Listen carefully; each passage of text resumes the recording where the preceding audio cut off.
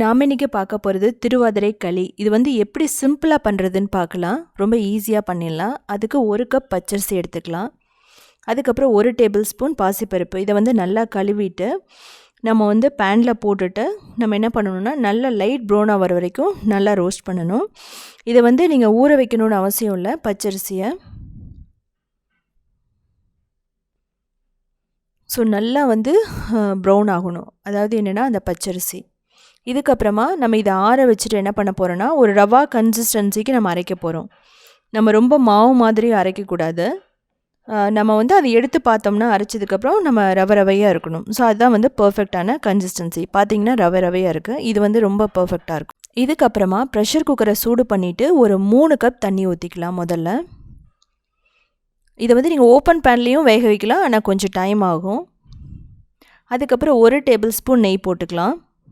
இதுக்கப்புறமா அரைச்சி வச்சுருந்த பச்சரிசி பாசிப்பருப்பு அதை வந்து நம்ம போட்டுட்டு நல்லா மிக்ஸ் பண்ணணும். மீடியம் ஃப்ளேமில் வச்சுட்டு பண்ணுங்கள். ஸோ கட்டி ஆகாமல் நல்லா கலக்கணும். ஸோ இது நல்லா கெட்டியாக ஆரம்பிக்கும். ஸோ பார்த்திங்கன்னா நம்ம ஊற்றின தண்ணி வந்து நல்லா உறிஞ்சிக்கிடுச்சு. இதுக்கப்புறமா வந்து தேவைப்பட்டால் 1/2 கப் தண்ணி இல்லைனா 1 கப் தண்ணி ஊற்றிக்கோங்க. ஊற்றிட்டு நம்ம என்ன பண்ண போகிறோன்னா ப்ரெஷர் குக்கரில் ஒரு 2 விசில் விட போகிறோம். அது வந்து நீங்கள் மீடியம் ஃப்ளேமில் வச்சுட்டு பண்ணுங்கள். 2 விசில் விட்டோன்னே எடுத்துடலாம். அதுக்கப்புறம் வெல்லம் 1 கப் 2 கப் தண்ணி போட்டுக்கலாம். ஸ்வீட்டுக்கு ஏற்ற மாதிரி நீங்கள் வெல்லம் போட்டுக்கோங்க. 1 கப் கரெக்டாக இருக்கும். இதுக்கப்புறமா ஒரு 3 நிமிஷம் மட்டும் நல்லா இதை கொதிக்க விடணும். இங்கே கன்சிஸ்டன்சி எல்லாம் எதுவும் தேவையில்லை.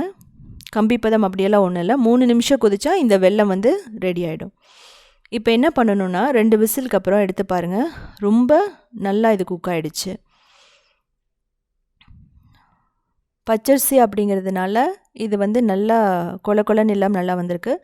இப்போ வந்து அந்த ஜாகரி சிரப்பை வந்து விட போகிறோம். அந்த வெள்ளை கரைசலை நம்ம இதில் ஊற்றி நல்லா மிக்ஸ் பண்ணணும்.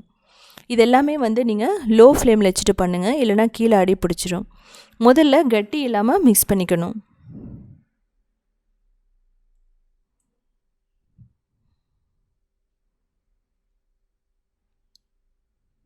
இது நல்லா கொதிக்கணும்.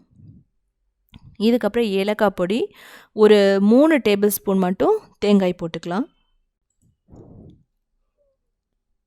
இது வந்து நான் இன்ஸ்டண்ட்டாக வந்து பண்ணுறதுக்காக இது ஒரு 10 நிமிஷத்தில் இது பண்ணிடலாம் இந்த குக்கரில் வைக்கும்போது. இல்லைன்னா நீங்கள் கிளறிட்டே இருக்கணும்.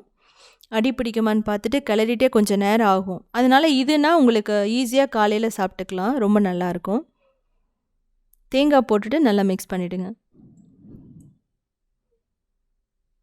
நான் நெய் வந்து 1 டேபிள் ஸ்பூன் திரும்ப போட்டுட்டு இதை மூடி நான் லோ ஃப்ளேமில் வச்சு 3 விசில் விட போகிறேன். ஸோ அப்போ வந்து ரொம்ப பர்ஃபெக்டாக ரெடி ஆகிடும். ஸோ பார்த்தீங்கன்னா ரொம்ப ரொம்ப ரொம்ப ரொம்ப டேஸ்டான நமக்கு திருவாதிரை களி ரெடி ஆகிடுச்சு. இது வந்து களி மாதிரின்னு சொல்ல முடியாது, கொஞ்சம் உப்மா ஸ்டைலில் ரொம்ப நல்லாயிருக்கும்.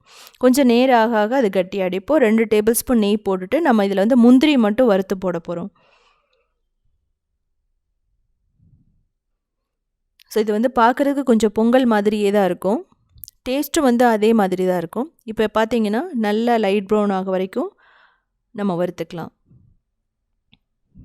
ஸோ இது பொன்னிறமாக ஆனோன்னே நம்ம எடுத்து திருவாதிரை களியில் நம்ம போட போகிறோம்.